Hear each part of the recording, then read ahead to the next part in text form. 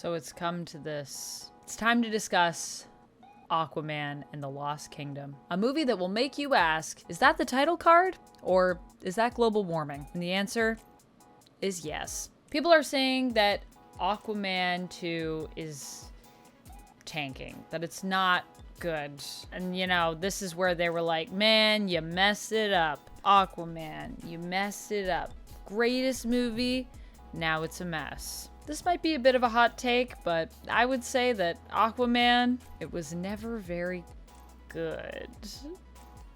Starting with Aquaman 1 for me. But let's dive into that a little bit more. As I discuss Aquaman 2, I can discuss a bit of the issues that I see here that were also present in the first Aquaman film for me. And that isn't to say that this movie is completely without merit. Although, notice how I use the term movie here, not film. This is definitely a movie. And although there are artistic elements to it for sure, entertainment is what this project is, I would say, overall entirely about. That's the focus. So we're going to talk in this video a little bit about what is fun about Aquaman and what is straight up cringe about this movie. What will haunt my nightmares? What will make me cringe in my sleep? So before we talk about some of the issues with this film, I'm going to talk about some good things, but I also just want to preface this with a spoiler warning. I did do my car review, my reaction, my immediate reaction to the movie. So if you want something that doesn't have any spoilers, I would recommend that you check that out.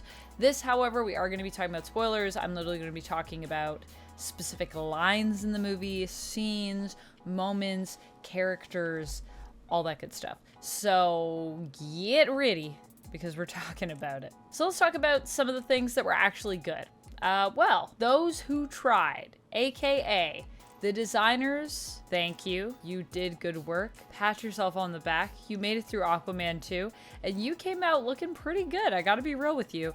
A lot of the areas, a lot of the sets that we get into, a lot of the creatures that we see, and all of that design, I would say, is phenomenal. I really love Talokan from, you know, Wakanda Forever. That blew my mind. But I gotta say, even in the first movie too, I just felt like a lot of the undersea stuff and the worlds that we get to see and the areas that we get to see in the realms, it's really fun. Atlantis is such a cool city. I just want to go every time I see it. And we got like a whole prison in this that I think had a really cool design in the desert. We get Atlantis. We get like sort of an area where it's like full of ne'er-do-wells. The Pirate Bay, is that what it's called? It's called something like that.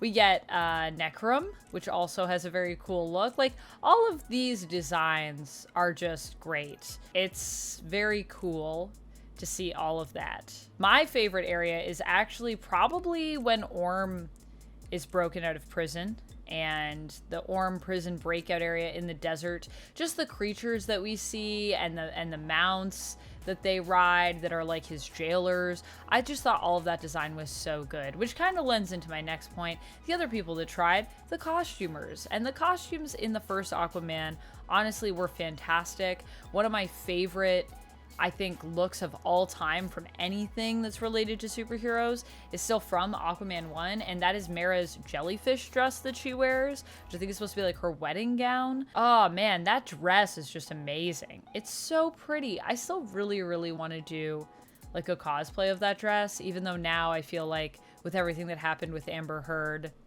I don't know how that would be received, but it's such a beautiful gown. Like, seriously, the costumers in this also continue to be strong and do some great moves. I loved Aquaman's suit, although I'm sure some of that at least had to be CG.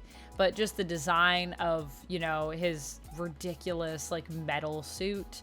I like when he gets the blue invisible costume, and then Mera kind of gets a similar look to match his.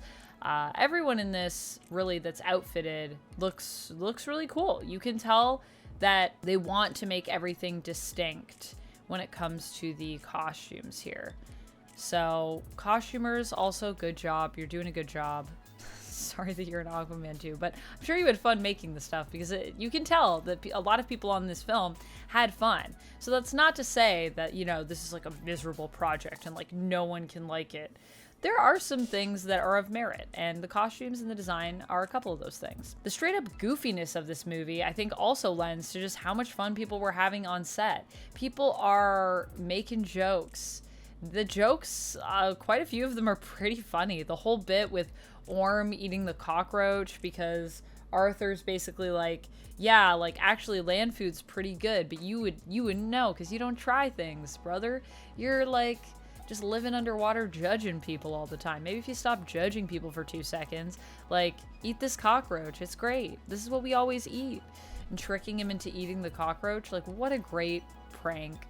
And there's just like moments in the film where there's stuff that's so comic book, like just Black Manta getting possessed and all of the ancient sort of world that they discover under the ocean where they get the trident, which is obviously like, you know, Necrum, and they tell them about the oraculum, orichalcum. What is it called?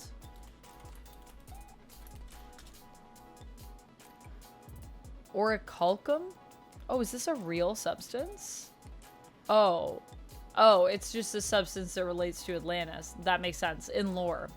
Orichalcum. So the orichalcum, which just feels so comic booky, but you know, going and stealing all of that to power the devices themselves, and how they're like this ancient tech. I don't know. A lot of it also reminded me of, you know, kind of like Legend of Zelda, like Breath of the Wild vibes, and I really liked it. It felt very Hyrulean. Granted, maybe it was too Hyrulean. We'll talk about that a little bit more in a moment. So, just in general, the idea of how campy at times this movie can be is great, and how just downright silly it can be, and people having fun with that. I love when people do that. It lends well to comics. Comics are kind of silly, guys. I say this with much love for them.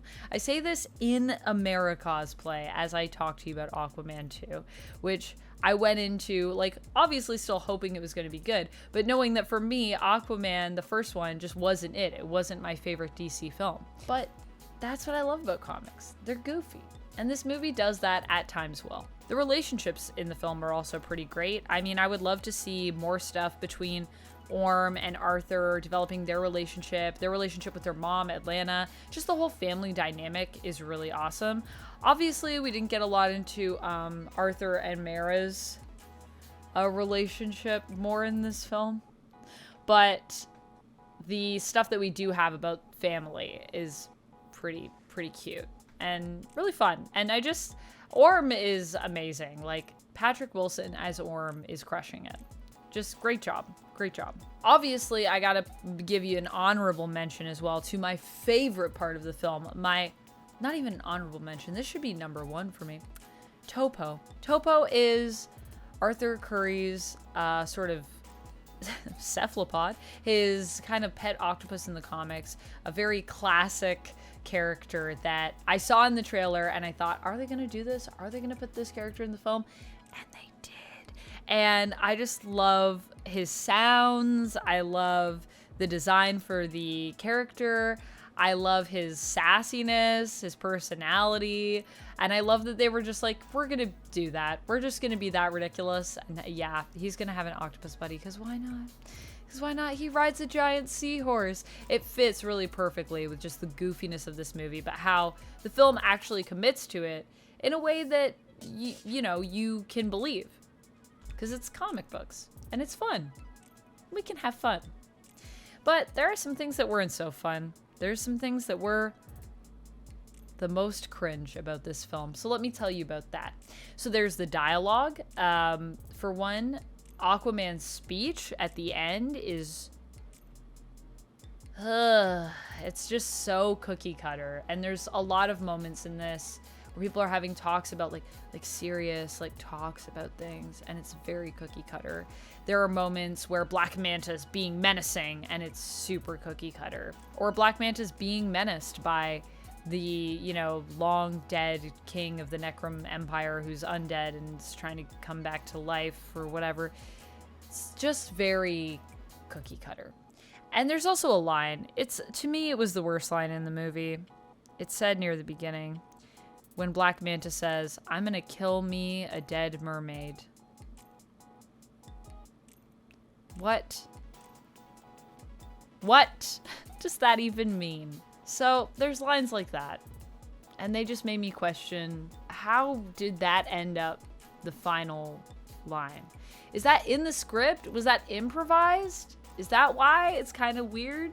I don't know if part of the script was improvised. Maybe it was. And if it was, some of the improv is good and some of the improv is terrible. I'm going to be real with you. And if it wasn't improvised, I'm very disappointed in some of this dialogue. There's also the use of slow-mo. There are some times when it's just really, really not good.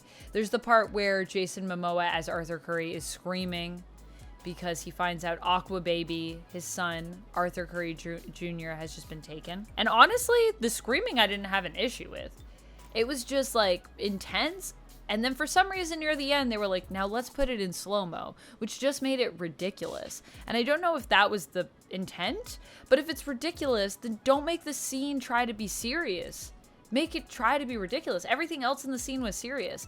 And that's another issue I have with this film. There's a lot of tones that seem to be fighting each other and they don't really know which way they're going. So it just ends up like making you feel confused. And not in a way that's entertaining or interesting, just in a way that makes you be confused and be like, oh, this is like, you cringe. You might actually die of cringe from this film at some point.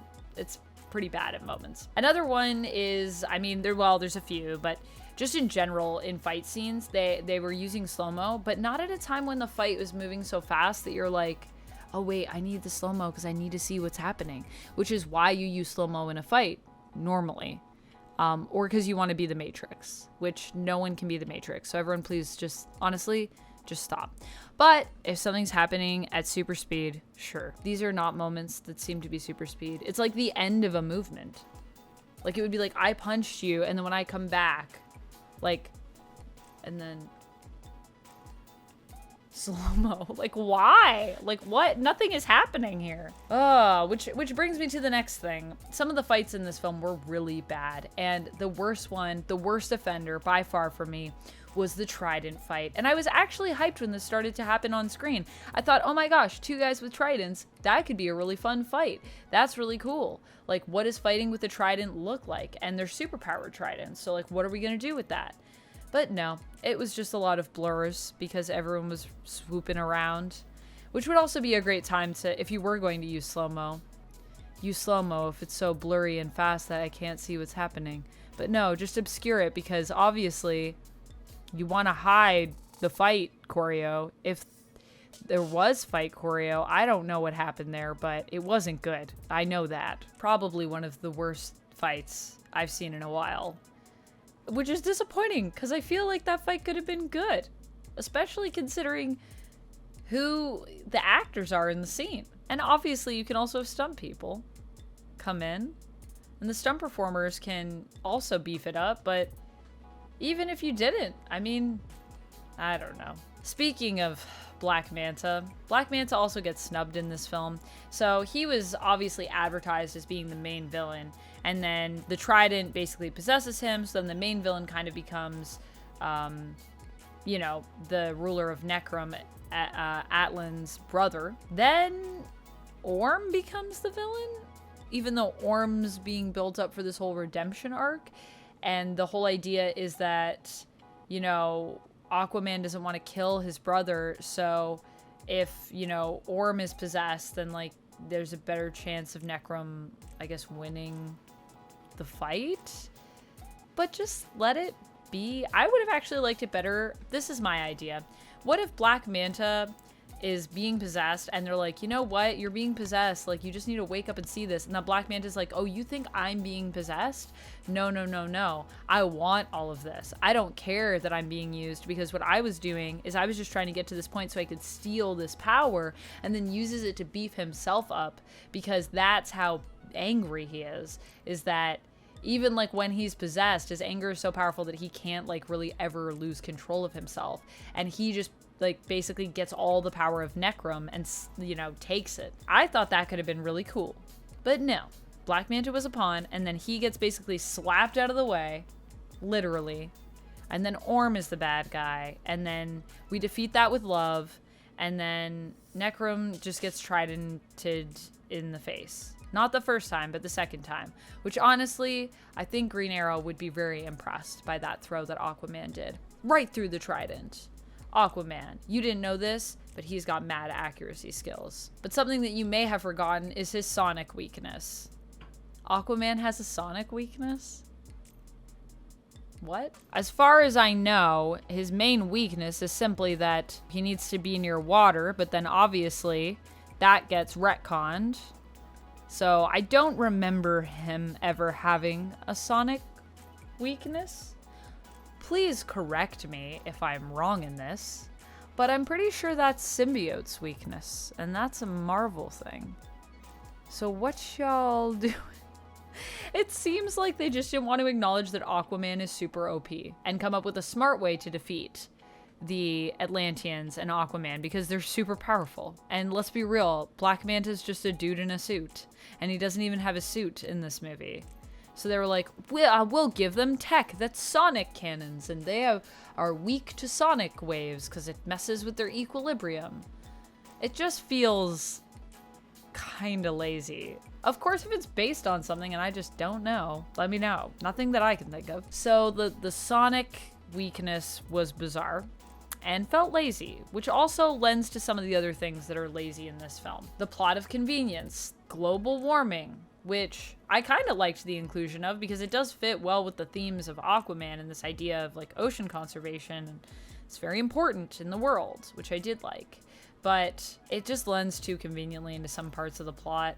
This idea of a trident that like basically shows you the past and connects you to it so they have all the answers that they need to like know where to go to fight the big fight. There's a lot of convenient things happening in this plot that are just a little too convenient. Some of the design choices. The cantina, which is obviously... Sorry, not the cantina. I just called it the cantina.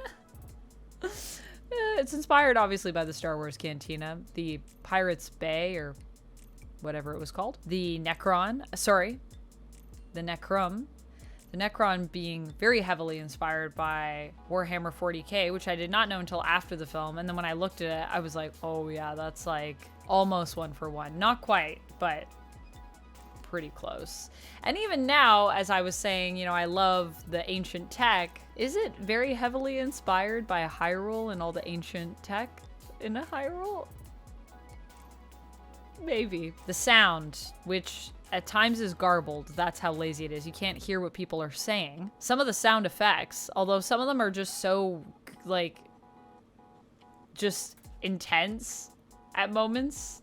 I forget. There was one clang sound that I was like, oh, when they clap their hands at the end and they like shake hands. It was like clang. I was like, that's so ridiculous, but I also kind of love it because it's so ridiculous. So it's on the fence for me. And the music. The music is so just not very inspired. It's very just basic. Also, Aquaman's Yahoo sound or Chihu, which is kind of Maui's sound, to be real with you, except that if it is similar to Maui's sound, when Maui does it in Moana, it feels very actually endearing and like cute and becomes like a catchphrase. When Aquaman does it, it sounds like it's the same audio clip used again and again. Like they just recorded Jason Momoa saying it once and then they just insert it into points in the film so that it becomes the bane of your existence at times where you're like, not, please, no, not again. Why does it sound the same every time? Is it the same one or did he just say it similarly each time? I think they just copy and pasted that. That's what I think. I don't think we put that on Jason Momoa. The one thing I will say is that Jason Momoa clearly really loves this character and is passionate about this property, and I am still very excited to have him in the DC universe. A lot of the actors in this film still did pretty good with what they were given. I mean, honestly, a lot of the issues I have with it lie in the script, so there's only so much you can do with that. Do you need to see this movie? No. Will you have fun if you see this movie? Maybe. I don't know. It's up to you. That's about it for this one, friends. I hope you enjoyed this review, and until next time, stay nerdy. Chee-hoo! Yeehaw! Oh my gosh.